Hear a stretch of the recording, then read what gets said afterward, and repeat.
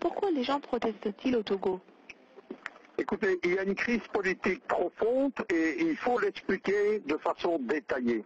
Il y a dedans des éléments d'une révolution de couleur, il y a l'action du fameux George Soros et il y a l'action des Américains. Il faut tout d'abord dire une première chose, c'est un régime usé. C'est le régime du président Ngasimbe. Il a pris le pouvoir à la suite de son père. Et donc ce sont des gens qui sont au pouvoir depuis plusieurs décennies avec un extrême mécontentement politique et social. En 2014, lorsqu'il y a eu le fameux sommet USA African Leader à Washington, qui a été l'annonce publique de ce qui allait devenir le printemps africain, il y a une série de régimes africains qui ont accepté le diktat de Washington et le régime de Gazimbe au Togo en fait partie.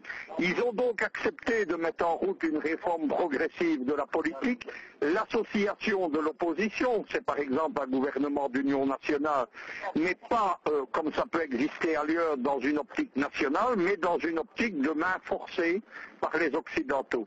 On a introduit toute une série de thématiques, réforme de la Constitution, limitation des mandats présidentiels à 2, etc. Le président actuel, il joue la montre et il pense qu'il va pouvoir ruser avec les Américains. Le véritable patron de la politique au Togo, c'est l'ambassadeur des États-Unis actuellement. Et comment ça se fait que même, excusez-moi de vous avoir interrompu, oui. Mais comment ça se fait que même les gens dont le président il fait partie, même sa population, son ethnie, se révolte contre lui? Écoutez, pour une raison très simple, parce que certains présidents qui sont notamment dans la mouvance panafricaniste n'acceptent plus les diktats occidentaux, et il y en a d'autres qui font ce qu'ils ont toujours fait, ils pensent qu'ils peuvent ruser avec les occidentaux. Le Togo a été longtemps l'une des places fortes de la France-Afrique, par exemple. C'est Paris réellement qui était associé au président pour gouverner le pays. Et donc, ils pensent qu'ils vont être les plus intelligents, les plus malins, ou tout simplement, ils ont peur de s'opposer aux Occidentaux.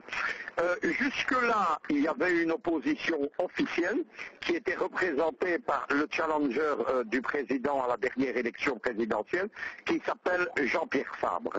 Et on a vu apparaître en août 2017 une nouvelle force d'opposition avec un nouveau leader. Le 19 août dernier, il y a eu des émeutes qui ont commencé au Togo, qui ont continué, avec une répression, puisque l'armée et la police ont dû reprendre le contrôle de certains quartiers, notamment de la capitale. Et à ce moment-là est apparue une nouvelle figure de l'opposition. Il s'appelle Tipki Salifou Ali Kadam. Il dirige un parti qui s'appelle le PNP, le soi-disant Parti national panafricain.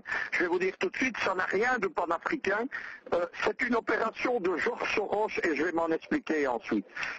Il a été accusé, c'est un ancien membre de l'opposition politique, c'est pas un nouveau, c'est un ancien leader, donc Ali Kadam, c'est un ancien leader étudiant à l'université de Lomé. Et il a été accusé à juste titre par la presse togolaise présidentielle d'être financé et lié à George Soros et au réseau de déstabilisation de l'Afrique. Il a été aidé par une série de rapports d'Amnesty International qui dénoncent la répression, etc. Et son parti a une caractéristique, il a une base ethnique. La base ethnique, c'est une ethnie qu'on appelle les Kem et qui est centrée sur la ville de Sokodé.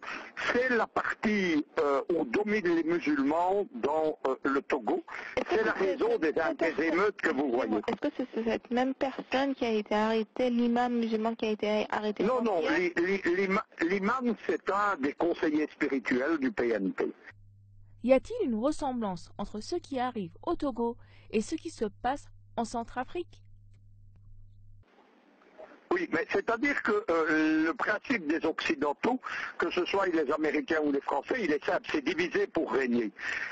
Ils ont donc repris la théorie du choc des civilisations de Huntington et ils s'en servent non pas comme une théorie intellectuelle ou comme une grille de lecture des crises, ils s'en servent comme d'un concept opérationnel. Le concept opérationnel, c'est la guerre de tout le monde contre tout le monde. C'est ce qui s'est passé, vous avez par exemple le cas en Centrafrique, où les Français Français ont permis à une coalition composant des islamistes et des djihadistes d'arriver au pouvoir contre un président soutenu par les ethnies chrétiennes et animistes. Et donc, depuis la Centrafrique, elle est dans le chaos et le néant, et c'est la guerre des ethnies. On n'avait jamais vu ça dans le pays. Vous savez qu'en Afrique, chrétiens, animistes, etc., vivaient en bonne audience, en bonne situation, parfois depuis les grands empires africains du 15e au 18e siècle. Les Américains et les Français ont introduit évidemment un ferment de guerre civile.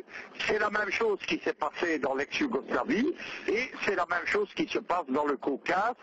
C'est une politique que moi je n'hésite pas à qualifier de criminelle. Le but de tout ça, c'est le projet. C'est inspiré du projet qu'on a appelé le Grand Moyen-Orient. Vous savez que le Grand Moyen-Orient, c'était le remodelage par les Américains de l'Afrique du Nord et du Proche-Orient par George Bush. Le but, c'était d'amener 9 nouveaux États à l'existence étatique, dont un Kurdistan. C'est les événements qui se passent actuellement en Syrie et en Irak.